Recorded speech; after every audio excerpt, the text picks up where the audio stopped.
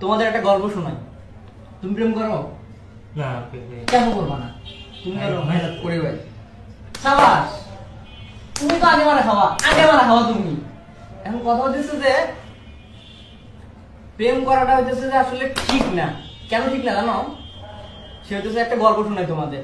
অনেক আগে একজন প্রেম করতো মনে করো যে প্রেম করে এই যে তোমরা যেরকম অ্যালার্ট আছো, ও সবসময় এরকম অ্যালার্ট থাকতো। অ্যালার্ট থেকে মনে করো যে ইয়া করতো, সে নদীর ধারে বাদাম খাওয়াইতো। কিন্তু ওর একটা সমস্যা, মধ্যবিত্ত পরিবারের ছেলে, রেস্টুরেন্টে নিয়ে যেতে পারতো না। রেস্টুরেন্টে না নিয়ে গেলে কি গার্লফ্রেন্ড থেকে না। এখন ও তো পড়ে গেছে বিপদে। এখন বাপের থেকে আর কতদিন চায় টাকা নেওয়া যায় বলো? কতদিন চায় নিতে পারবে? এখন তুমি তো প্রেমই করো না, তুমি আর কি চাবা তুমি? এখন তুমি যেহেতু প্রেম করো, হ্যাঁ, তো যে ইনকাম তো আর করো না, তাই না?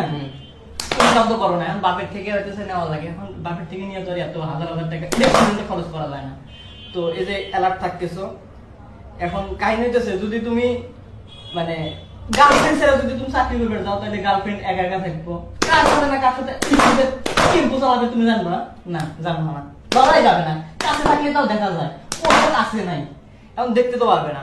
এখন কি করা লাগবে তাতে? যে খোঁজ খবর নেওয়া লাগবে। এখন যদি ও ছেড়ে চলে যায়, তাহলে আবার সেই ভেজাল শেষ নাই।